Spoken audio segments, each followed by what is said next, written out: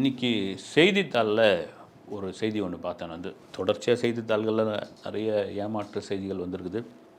இது தலைப்பு ரொம்ப வித்தியாசமாக இருந்தது. என்னென்னா, டெல்லியில் டேட்டிங் ஆப் இருக்கு இல்லைங்களா, அப்படி ஒரு ஆப் மூலயமாக ஒரு நபரை ஒரு பெண் அழைத்து ரூ. 1,20,000 ஏமாற்றியிருக்காங்க அப்படின்னு. இது ஒரு பெரிய தொகை அப்படின்ட்டு இல்லைனாலும் அந்த ரூ. 1,20,000 ஏமாந்தவருக்கு பெரிய தொகையாக இருக்கலாம். இதில் என்னையா சுவாரஸ்யமான விஷயம் அப்படின்ட்டு உள்ளே போய் படிக்க ஆரம்பித்தேன். டெல்லியில் பார்த்தீங்கன்னா லெண்டிங் டேட்டிங்கு ஏதோ ஒரு ஆப் ஒன்று ஒரு ஒரு ஒரு செயலியை உருவாக்கி வச்சுருக்காங்க. அந்த செயலி மூலமாக அதில் வந்து அந்த ஆப்பை இன்ஸ்டால் பண்ணுறாரு ஒரு இளைஞர். வந்து அவர் யாருன்னா வந்து இது சிவில் சர்வீஸ் எக்ஸாம் எழுத வந்த ஒருத்தர், வந்து பீகார் மாநிலத்தில் சேர்ந்த ஒருத்தர். வந்து அவர் வந்து அந்த ஆப்பை இன்ஸ்டால் பண்ணுறாரு. பண்ணி முடித்த உடனே ஒரு அடைப்பு ஒன்று வருது, நோட்டிஃபிகேஷன் ஒன்று வருது. அதில் பார்த்திங்கன்னா ஒரு 23 வயதுள்ள ஒரு பெண் வந்து, அந்த பெண் என்னன்றாங்க, உங்கள் கூட நான் வந்து டேட்டிங் வச்சுக்கலான்னு இருக்கிறேன், உங்களுக்கு விருப்பமா அப்படின்னு உங்கள் ஃபோட்டோ அனுப்புங்கன்றார் இவர். வந்து அந்த பொண்ணு வந்து ஒரு ஃபோட்டோ அனுப்பிச்சோடனே இது பார்த்தோன்னே பிரமாதமாக இருக்கும், உங்கள் ஃபோட்டோமே அனுப்புங்க அப்படின்னு அவர் ஃபோட்டோவை வந்து லேட்டஸ்ட் ஃபோட்டோவை அனுப்பிச்சி விட்றாரு. அனுப்பிச்சி விட்டோடனே இந்த உரையாடல் நடந்துக்கிட்டே இருக்குது அவங்களுக்குள்ள.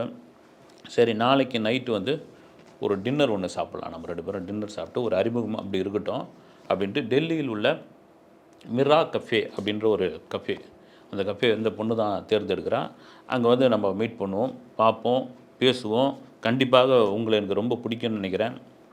இப்படியா அந்த உரையாடல் போது அவனுக்கு பெரிய உற்சாகம் ஆகி போச்சு. அவனுக்கு வந்து எங்கே சபலம் தானே, வந்து ஒரு புழுவை போட்டு மீனை பிடிக்கிற கதை தான் வந்து, இல்லைனா ஒரு பெரிய மீனை போட்டு சுறாவை பிடிக்கிற கதை தான் வந்து.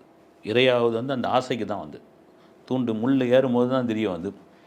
ஓகே ரைட்டு, இவருக்கு தூக்கம் வரல, இதுவாகுது. அப்புறமா இது பண்ணுறாரு, அந்த பொண்ணுக்கிட்ட ஃபோன் நம்பர் கேட்டிருக்கலாமா, அதை பண்ணியிருக்கலாமா, இதை பண்ணியிருக்கலாமான்ட்டு மனசு அலைபாஞ்சிக்கிட்டு இருக்குது. காலையில் எப்போ விடியும் என்பது மறுபடியும் அந்த ஆப்புக்குள்ள நோட்டிஃபிகேஷன் போய் பேசியிருக்காங்க. சேட்டிங்கில் இது ஆகும்போது நீங்கள் என்ன சாப்பிட்றீங்க, ஏதுங்க அதுன்ட்டு அவள் சில ஃபோட்டோஸ்லாம் அனுப்பிச்ச ஆரம்பித்தோடனே தலைவனுக்கு வந்து ரொம்ப கிளுகிளுப்பாகிடுது. வந்து ஆஹா, எப்படாப்பா இரவு வரும், எப்போ நாம் போய் அந்த மிர்ரா கஃபேக்குள்ளே போயிட்டு நமக்கு துணையானவர்களை சந்திக்க போகிறோம், நம்ம அந்த பேரழகியை வந்து எப்போ மீட் பண்ண போகிறோம் அப்படின்ற ஒரு ஆவல் பயங்கரமாக இதாகிடுது. ஒரு பேரோடு வருது.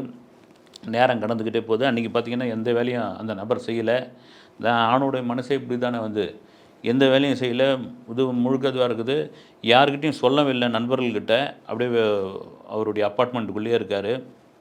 ஈவினிங் ஆனோடனே நான் வந்து அந்த பகுதியிலேருந்து கிளம்பிட்டேன் அப்படின்ற ஒரு மெசேஜ் சொல்கிறாரு. நானும் கிளம்பிட்டேன் அப்படின்பொழுது அந்த உரையாடல் அப்படியே போயிட்டுருக்கும் பொழுதே அவங்களுக்குள்ளே இதுவாகிட்டுருக்கு, நடந்துக்கிட்டு இருக்கு.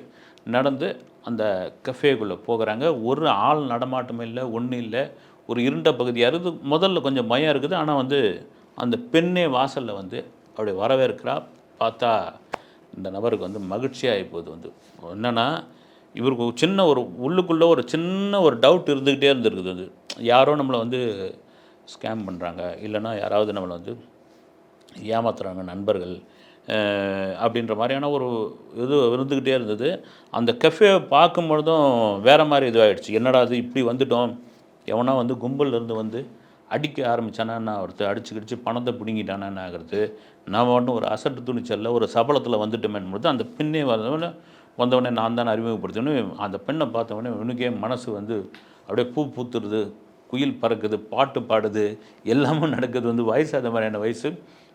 ஒரு டேபிள் புக் பண்ணியிருக்கேன். அந்த டேபிளில் போய் உட்காரணும். யாரும் இல்லையானோன்னா இனிமேல் தான் ஒருத்தராக வருவாங்க. இது வந்து நம்ம மாதிரியான டேட்டிங் பண்ணுறவங்களுக்கும் காதலர்களுக்குமான ஒரு ஸ்பெஷல் ஹோட்டல் வந்து இந்த கஃபே. வந்து இதில் ஒரு பெரிய தொந்தரவுலாம் இருக்காதுன்னு அவங்க உரையாடல் நடந்துக்கிட்டே இருக்குது. ரொம்ப இனிக்க அந்த பெண் பேசுகிறா. ஏதோ ஒன்று ஆர்டர் பண்ணி சாப்பிட்றாங்க. சாப்பிட்டுக்கிட்டே இருக்கிறாங்க. சாப்பிட்டுக்கிட்டு இருக்கும்போது, நீ எங்கே இருக்கிற, ஏது, உங்களை பார்த்தவொடனே உங்களை பிடிச்சி போச்சு, உங்களுடைய இன்ஸ்டாவை பார்த்துருக்கேன், நான் அதை பார்த்துருக்கேன், இதை பார்த்துருக்கேன், உங்களுடைய அந்த ஹேண்ட்ஸமான லுக்கு வேறு அப்படின்னு நீங்கள் மட்டும் சளைச்சவங்க இல்லைன்ற மாதிரி அந்த உரையாடல் போயிட்டுருக்கு. சாப்பிட்டதெல்லாம் ரைட்டுன்னு ஆகிட்டுருக்கு. திடீர்னு இந்த பெண்ணிற்கு ஒரு அழைப்பு வருது ஃபோனில். அழைப்பு வந்தவுடனே பதட்டமாகறான்.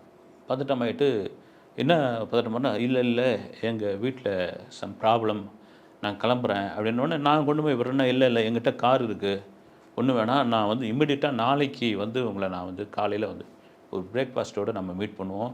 சார் இந்த டின்னர் இப்படி அமையன்னு நான் நினைக்கவே இல்லை அப்படின்ட்டு அவன் என்ன பண்ணுறான், பதட்டத்தில் அந்த ஹேண்ட்பேக்கில் இருக்கிற கார்டையோ அல்லது காசையோ தேடும்போது, இல்லை இல்லை நான் பே பண்ணிடுறேன், நீ கிளம்பும் போல வீட்டுக்கு போ, எனக்கு என்னன்னு வந்து ஃபோனில் நீ சொல்லு, உன் ஃபோன் நம்பர் அனுப்புனா ஒரு நம்பரை சொல்கிறா. அவள் பறக்க கிளம்பி ஓட ஆரம்பிச்சிடறான். ஓடி காரில் ஏறி பறந்துடுறான். பறந்துட்ட பிறகு சரி என்னடா அது ஒரு அழகியாக இருக்கிறா, ஒரு முதல் சந்திப்பாக இருக்குது, இப்படி வந்து சிவபூஜையில் கரடி வந்த மாதிரி இப்படி நடந்து போயிடுச்சேன்ட்டு வெறுப்பாகி போய் ஓகே அப்படின்ட்டு அங்கே இருக்கிற பேரர் கூப்பிட்டு பில்லு என்ன அதை கொண்டு வாயா நானே கொடுத்துட்றேன் அப்படின்ட்டு கார்டு எடுத்து வச்சிட்ருக்காரு. வச்சோடனே பில்லு எடுத்துன்னு வந்து வைக்கிறாங்க. பில்லை பார்த்தவொடனே ஒரு நிமிஷம் ஆடி போய் கூப்பிட்டு இது வேறு டேபிளுக்கு வந்தது தானே, இல்லை உங்களுக்கு தாங்க என்னென்னா என்ன பில்லோடைய ரேட் என்னென்னா 1,20,000. கொஞ்ச நேரம் இதுவாகி போய் என்னங்கன்னொடனே அதுக்குள்ளே மேனேஜரு ஆட்கள் எல்லாம் வந்துட்டு அவங்க ஒரு லிஸ்ட்டு சொல்கிறாங்களாம். வந்து நீ வர்றதுக்கு முன்னாடி இந்த பொண்ணு வந்துருச்சு, இவ்வளவும் சாப்பிட்ருக்குது, நீ வந்து சாப்பிட்டது ஒரு நூடுல்ஸோ ஒரு காஃபியாக இருக்கலாம், கொடுக்குறியா இல்லையா மவனை, அவ்வளோதான் உன்னை வந்து சுற்று போட்டு இங்கே வந்து உன்னை வந்து காலி பண்ணிவிடுவோம் அப்படி இப்படின்னு வேறு வழியாமல் அந்த கிரெடிட் கார்டில் 1,20,000 ஸ்வைப் பண்ணிவிட்டு வெளியே வந்தவர் முற்றிலும் தன்னை ஏமாற்றி விட்டார்கள்னு அவனுக்கு தெரியுது. என்ன பண்ணுறதுனே புரியல. இவ்வளோ தூரம் வந்து ஒரு பெரும் படிப்பு படிக்க வந்த நம்மளை வந்து சாதாரண ஒரு பெண் வந்து ஏமாற்றிட்டு அந்த ஹோட்டல்காரங்களும் வந்து ஏமாத்துறானுங்க. ஒருவேளை ஒரு பொண்ணு வந்து 1,20,000 சாப்பிட்ற அளவுக்கு இது ஒன்றும் அப்படி ஒன்றும் கிடையாது. வந்து ஒரு 7 ஸ்டார் ஹோட்டலாக இருந்தால் கூட பரவாயில்ல, வந்து ஒரு கஃபே தானே இது. இவர்களும் தொடர்பு நேராக பக்கத்தில் போனோன்னு ஒரு போலீஸ் ஸ்டேஷனில் போய் கம்ப்ளைண்ட் கொடு. போலீஸ் நிலையத்தில் இது ஒரு விசித்திரமான வழக்காக இருக்குதுன்ட்டு அவரையும் கூப்பிட்டுக்கிட்டு உள்ளே வந்து மேனேஜரு அதில் இருக்க ஊழியர் மொத்த பேரையும் கூட்டும் போய் அவங்க மாநில போட்டு விசாரிக்க ஆரம்பிக்கிறாங்க. விசாரித்ததுமே அதனுடைய ஓனர் வந்து பதறி அடிச்சுட்டு ஓடி வந்த பிறகு தான் தெரியுது இது தொடர்கதையாகவே நடந்துக்கிட்டு இருக்கு. இந்த ஏற்பாடு முழுக்க யாருன்னா இந்த ஹோட்டல்காரன் தான், இவன் பண்ண வேலை தான். இது டெல்லியில் நடந்த சம்பவங்க இன்றைய செய்தித்தாளில் வந்திருக்குது. என்னென்னா இவங்களா ஒரு டேட்டிங் ஆப்பை ரெடி பண்ணி அதில் இந்த பெண்ணை வந்து பேச வச்சு அந்த நபரை வர வச்சு சாப்பிட்ற மாதிரி சாப்பிட்டுக்கிட்டு இருக்கும்போது திடீர்னு எஸ்கேப் ஆகும்போது 1,20,000 1,50,000 சாப்பிட்டது பார்த்தீங்கன்னா 5,000 ரூபாய் கூட இருக்காது. இப்படி சொல்லி ஒரு நூதன ஒரு ஏமாற்று வேலை நடந்திருக்கு. இதில் வந்து ஆளுக்கு பர்சன்டேஜ் பிரிச்சுருக்காங்க. வந்து அந்த பெண்ணுக்கு 15, அது மேனேஜருக்கு வந்து 35, ஓனருக்கு எவ்வளோ அப்படின்ட்டு பிடிச்சி வாங்கின பிறகு தான் தெரியுது. என்னென்னா இந்த உலகத்தில் இங்கே நாம் சாதாரணமாக கடந்து போகிற ஒவ்வொரு விஷயம் நாம் என்ன தான் உஷாருன்னு நினச்சா கூட நம்மளை சுற்றி நம்மளுடைய புத்திசாலித்தனத்தை மழுங்க செய்கிற அளவுக்கு இன்னொரு கிரிமினல் இருந்துக்கிட்டு தான் இருக்கிறான். அதிலிருந்து தப்பிப்பதற்கு ஒரே வழி என்னென்னா சபலப்படக்கூடாது அப்படின்ட்டு தான். இந்த ஒரு சின்ன சபலத்தினால் வந்தது தானே.